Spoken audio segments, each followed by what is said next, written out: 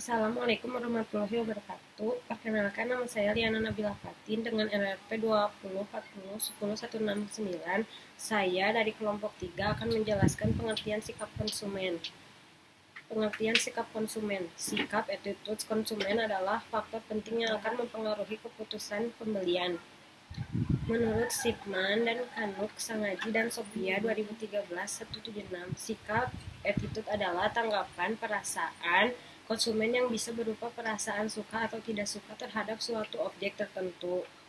Misalnya, bagaimana sikap konsumen terhadap kinerja produk, bagaimana sikap konsumen terhadap merek perusahaan, bagaimana sikap konsumen terhadap harga produk, bagaimana sikap konsumen terhadap iklan produk yang ditayangkan sebagainya. Seorang individu mempelajari sikap melalui pengalaman dan interaksi dengan orang lain.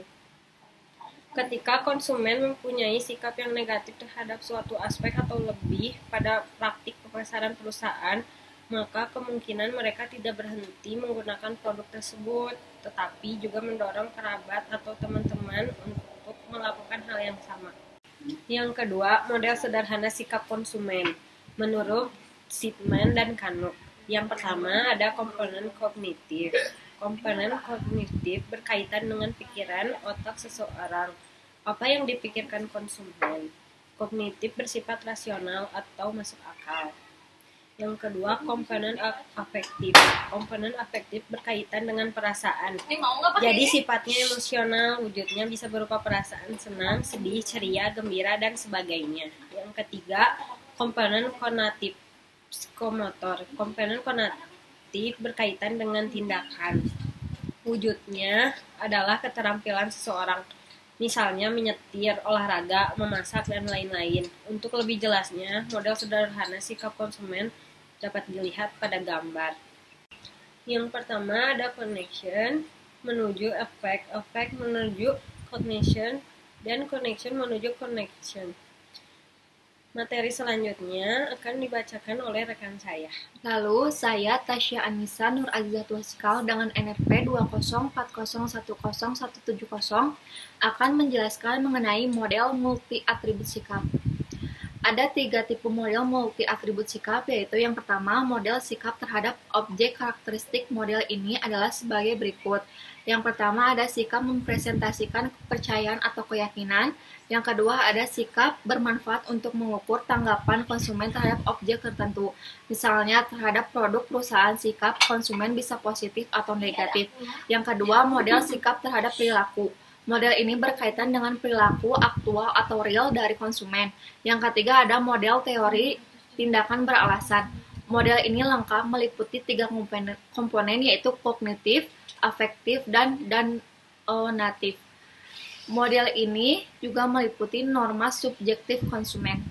Terdapat faktor-faktor yang mempengaruhi perilaku konsumen. Yang pertama ada budaya. Budaya merupakan penentu keinginan dan perilaku yang mendasar. Anak-anak mendapatkan kumpulan nilai, persepsi, preferensi, dan perilaku keluarganya serta lembaga penting lain.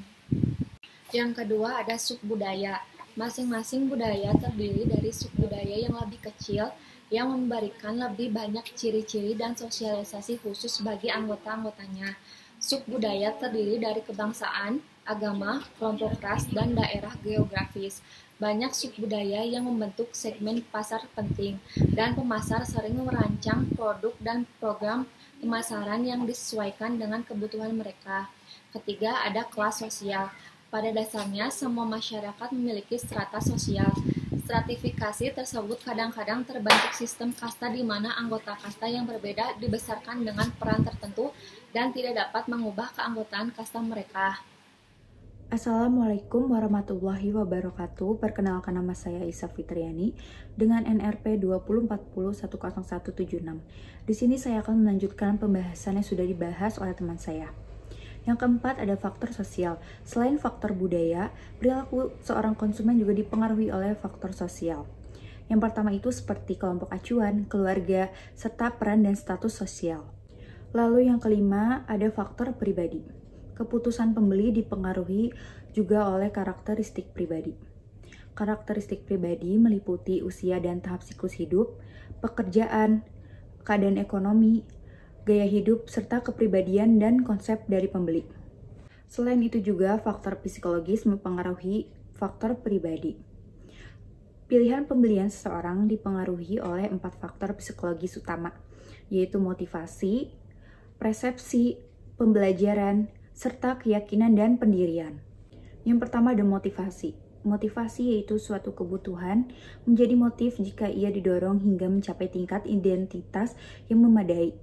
Yang kedua ada persepsi. Persepsi adalah proses yang digunakan seseorang individu untuk memilih, mengorganisasi, dan menginterpretasi masukan informasi. Yang ketiga ada pembelajaran. Ahli teori pembelajaran yakin bahwa pembelajaran dihasilkan melalui perpaduan kerja antara dorongan, rangsangan petunjuk, tindakan, tanggapan, dan penguatan. Yang terakhir ada keyakinan dan sikap. Keyakinan merupakan gambaran pemikiran yang dianut seseorang tentang suatu hal. Pembahasan selanjutnya yaitu karakteristik sikap. Menurut Sugaji dan Sopiah pada tahun 2013, dalam buku halaman 195-196, ada beberapa karakteristik sikap, yaitu sikap memiliki objek. Yang kedua, konsistensi sikap. Yang ketiga, sikap positif dan negatif dan netral. Yang keempat, ada intensitas sikap. Yang kelima, ada resistensi sikap. Yang keenam, keyakinan sikap. Dan yang terakhir, ada sikap dan situasi. Lalu materi selanjutnya akan dibahas oleh rekan saya.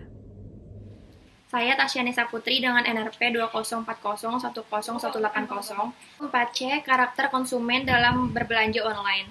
Yang pertama ada pembeli yang fokus. Pembeli dengan tipe seperti ini biasanya tidak perlu banyak diyakinkan selama produk yang ia mau ditawarkan dengan harga menarik dan sampai dalam waktu singkat. Sayangnya pembeli seperti ini biasanya mudah beralih ke merchant lain jika ia melihat laman toko tersebut tidak terorganisir dengan baik. Bagi jenis pembeli seperti ini, yang terpenting adalah transaksi yang cepat dan meyakinkan. Lalu yang kedua ada pembeli yang bimbang. Pembeli seperti ini merupakan kebalikan dari jenis customer pertama. Pembeli bimbang akan masuk dan melihat-lihat laman sebuah toko dan mungkin siap melakukan pembelian, namun tidak akan langsung memutuskan dengan hal pertama yang mereka lihat. Pembeli tipe ini merasa dirinya harus terus berpikir ulang dan akhirnya malah memberi barang dari tempat lain. Materi selanjutnya akan disampaikan oleh rekan saya. Saya Purnamasari NPM 2040100181. Di sini saya akan melanjutkan materi yang sebelumnya. Selanjutnya ada pembeli yang kaya informasi. Pembeli ini sudah tahu betul apa yang mereka inginkan. Untuk mewujudkan keinginannya, pembeli dengan karakter ini harus melakukan pembelian barang yang sesuai dengan informasi yang mereka ketahui. Lalu ada pembeli yang enggan. Pembeli ini lebih senang melakukan hal lain selain belanja. Itu artinya mereka yang paling butuh untuk diyakinkan. Mereka harus merasa dimanjakan sebelum memutuskan membeli barang di satu tempat tertentu. Lalu ada pembeli yang praktis. Pembeli dengan sifat seperti ini ingin membeli produk yang pas dengan apa yang mereka pikirkan. Pembeli tipe 1 ini akan menyukai laman online yang menyediakan video berisi panduan lengkap. Lalu di sini ada nilai konsumen atau bisa disebut customer value, adalah ikatan emosional yang muncul antara pelanggan dengan produsen berupa manfaat ekonomi, fungsional, dan psikologis dari konsekuensi pelanggan menggunakan produk dan jasa dalam memenuhi kebutuhan tertentu, seperti penilaian keseluruhan konsumen terhadap utilitas sebuah produk berdasarkan persepsinya terhadap apa yang diterima dan apa yang diberikan. Nilai pelanggan ditentukan oleh dua hal, yaitu biaya dan manfaat. Lalu di sini ada keputusan konsumen. Keputusan konsumen adalah tingkat perasaan konsumen setelah membandingkan antara apa yang dia terima dan harapannya. Seorang pelanggan, jika merasa puas dengan nilai yang diberikan oleh produk atau jasa, sangat besar kemungkinannya menjadi pelanggan dalam waktu yang lama. Lalu, materi selanjutnya akan dijelaskan oleh saya. Sebelumnya, perkenalkan nama saya Ainur Azahra dengan NRP 204010010184. Poin selanjutnya itu memberikan nilai dan kepuasan konsumen.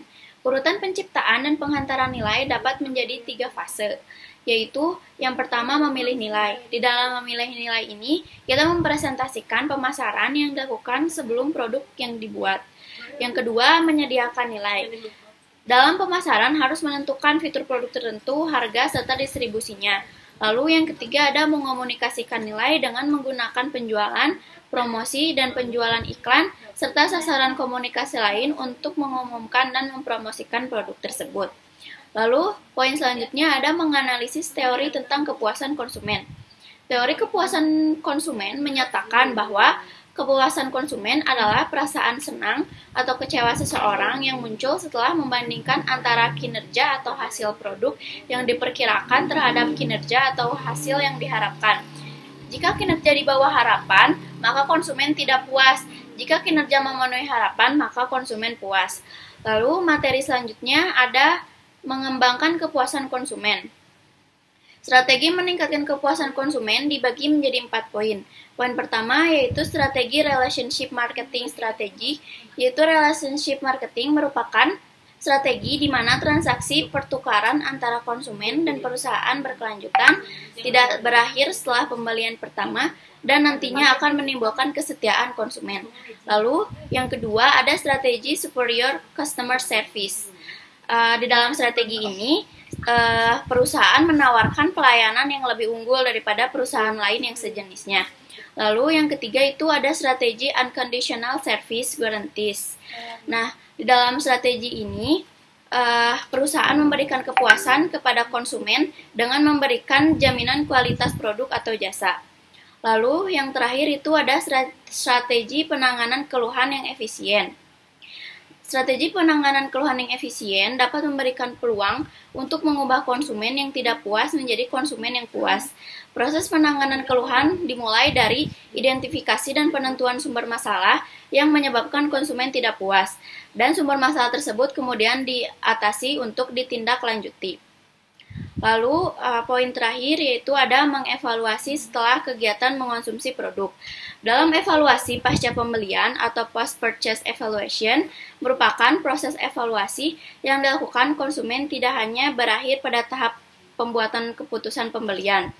Setelah membeli produk tersebut, konsumen akan melakukan evaluasi apakah produk tersebut sesuai dengan harapannya atau tidak. Dalam hal ini, terjadi kepuasan dan ketidakpuasan konsumen. Konsumen akan puas jika produk tersebut sesuai dengan harapannya, dan selanjutnya akan meningkatkan permintaan akan merek produk tersebut di masa depan. Sebaliknya, jika konsumen tidak merasa puas, maka produk tersebut tidak sesuai dengan harapannya, dan dalam hal ini menurunkan permintaan konsumen di masa depan. Sekian penjelasan dari kelompok kami. Mohon maaf bila ada kekurangan.